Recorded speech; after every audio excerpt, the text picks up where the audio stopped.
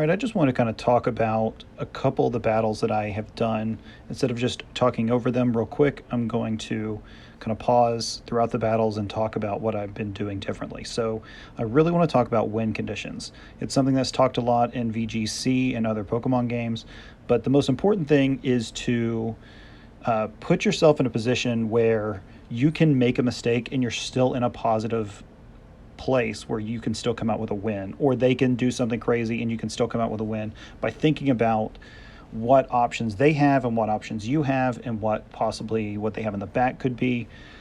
So I have picked a couple battles here that I think perfectly describe that, and we'll start with this one. All right, so my team is Alolan Marowak in the lead with Ice Shard, Surf, Skull Bash, Lapras, and Galarian Stunfisk in the back. So this no team is perfect for Go Battle League with blind picks.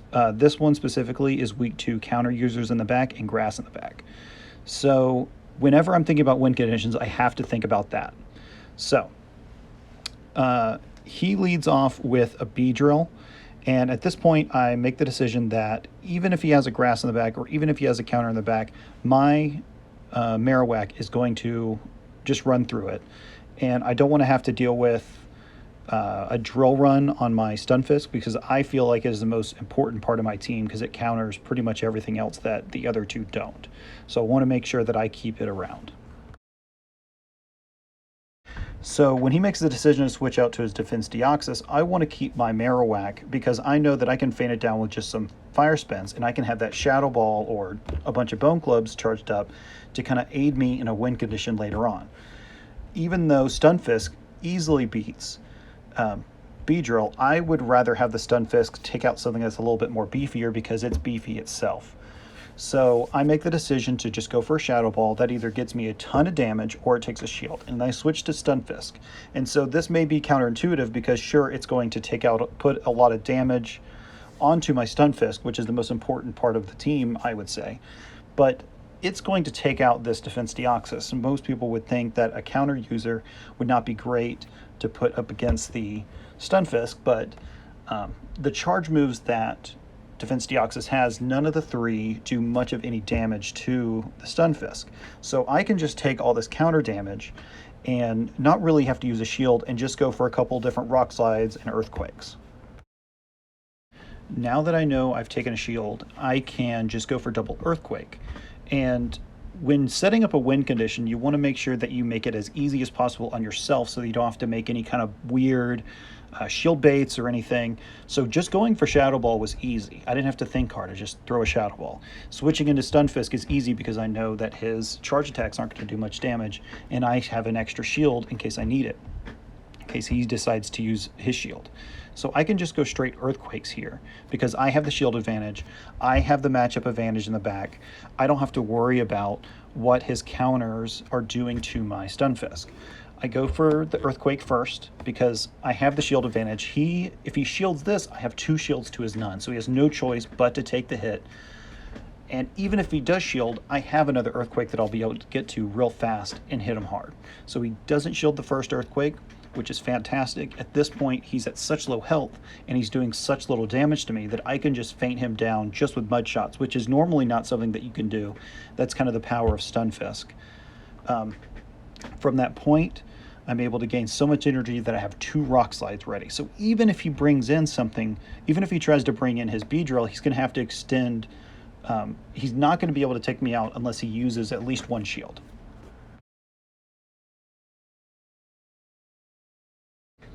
So at this point, I've made decisions that have brought me to the point where I have an extra shield, I have switch advantage, I have something in the back that I know is going to take out what he has in the back. I don't know his third Pokemon yet, but I know I'm going to go into that matchup with some type of advantage, most likely a shield one. So he brings in the Beedrill, and at this point, I decide to just go for straight Rock Slides, and I do that because of the win conditions I set up before. I have 2 Rock Slides. There's no reason not to just go for double Rock Slides. It's still doing super effective damage. If he shields one of them, he may be able to feint me down with Poison Jabs, but that's totally fine because I have 2 shields of my own. So I'll be able to use a single shield and take him out with my Marowak by just using Fire Spin. So I'm totally fine with even sacrificing the Stunfisk at this point by just going for straight Rock Slide. There's no reason to go for an Earthquake. He may shield it, and then I may not be able to get to another Rock Slide and even do half damage. But I know I can take him out right now just going straight Rock Slide. So he doesn't shield the Rock Slide. So at this point, I reassess my win condition. I have 2 shields to his 1. He has 1 full health Pokemon. I have 1 full health Lapras. I have a Stunfisk that can maybe get to a Rock Slide. I have a Marowak in the back that can maybe get to a Shadow Ball, but definitely get to a Bone Club. And I have that Lapras. So I have the Pokemon advantage, I have the shield advantage, I've put myself in a great win condition. I don't know what that last Pokemon is, and like I've said, I'm kind of weak to grass and counters in the back, but I have that shield advantage, I have that Pokemon advantage, it should be able to be winnable. I'm going to try and take whatever that shield is, if not, put in some damage. And that's the win condition that I now have determined. I want to take away a shield or do some damage so that my Lapras can come in and just clean up. I get lucky, his last Pokemon is a Bastiodon. We have set ourselves up to where even if he had a Grass, or even if he had a Medicham, or a different kind of fighter, I still feel like we're in a great position to take the win. And that's because of the win conditions that we set up before by using the Stunfisk for the Defense Deoxys, for overcharging, for keeping the Marowak in the back, for any type of grass types, or another bug type. We did all these things so that we knew it would be as easy on us as possible, and we get lucky and it becomes even easier. So I'm able to go for the Earthquake, knowing that if he shields it, I take his last shield and I have 2 shields, or he dies.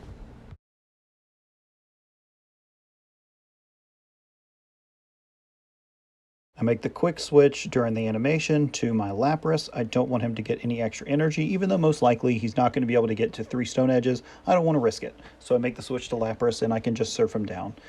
Like I was saying earlier, I feel as though even if he had, let's say, a Meganium in the back, I would have easily been able to go for the Rock Slide and put some either damage on him, or I would have been able to take a shield and then I would have been able to switch over to Marowak. I would have 2 shields in his. Even if he goes for Earthquakes, I have double shields. I can just go for straight Shadow Ball. I could go for Bone Club. If he doesn't shield the Rock Slide, I can still, and he faints me down, I can still go into Marowak. Just go for charge up to a Shadow Ball, and then he has to use his energy for it, or I can try and go for a Bone Club and bait him out. If not, I kind of waste some of his health. And so at that point, I may be able to even feint him down with just some Ice Shards. Or if he has a counter user, I could go for the Rock Slide again, just put on some damage, and then switch over to my Marowak and just go for straight Shadow Balls. Fire Spin's going to be doing a ton of damage. I'll be able to shield both things. I'll be double resisting the counter, so that's not going to hurt me too much. I've set myself up for a great win condition, even though this ended up being a really easy matchup. Those first 2 Pokemon duels that I had, I set myself up to where it was going to be easy no matter what he brought for his third. All right, so that was a pretty easy matchup. I won the lead. I had great matchups in the back. Let's see one where it's not so easy. He leads Azumarill, I lead Marowak. This is not good, so I need to immediately switch over to Lapras. And I pray that he sticks around, but he doesn't. He switches to a Medicham, and at this point, I do not have a good win condition whatsoever. So at this point, I have to figure out how to put myself into a positive win condition, and I decide the only way to do that is to go for a Skull Bash. At whatever cost. If it makes me waste a shield, I have to waste a shield, and that sucks.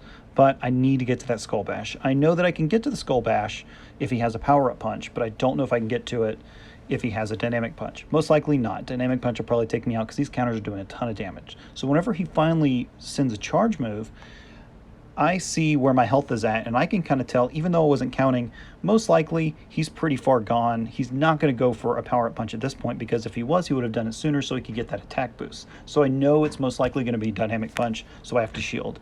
Even though it's a Psychic, I probably would have gone down to that Psychic, or I wouldn't have been able to get to the Skull Bash. So I get real lucky, I get to that Skull Bash, and I get lucky again, and he doesn't shield it. So at this point, I can just go for Surf and maybe even take him out. So at this point, I just want to get to another Surf to kind of put some type of pressure on him, whether that's shield pressure or that's damage pressure. I want him to make a decision. So luckily, he shields it. So at this point, I can safely just let Lapras go down. It's pretty much done everything that it can do. I'm fine with that. But he goes for an ice punch. He has kind of a weird move set, so I get lucky. I'm able to not only take that shield, be tight on shields, but I win switch advantage. So he's going to have the energy advantage with his Azumarill, but that's okay. I'm very happy with how that went. I put myself into a place where I can find a win condition where I didn't have it before. So I made the decision to send in my Marowak, and you may be wondering why I would send in a fire type to go against a Azumarill, but to me, my Marowak is useless now. What I would have used it for was to take out that Medicham, but Medicham's gone now. So I need to put myself in a positive win condition still. I'm still not in one because his Azumarill counters the two things that I have left. So I need to figure out how to get there, and the only way I feel I can get there is if he makes a mistake. So I need to put him in a situation to make that mistake. So I send in the Marowak, and I just charge up to a Shadow Ball. He's either going to have to go for a Hydro Pump and take me out and lose all of his energy, or he's going to go for an Ice Beam or a Play Rough, and I'm able to get to the Shadow Ball and put on some massive damage or take that shield.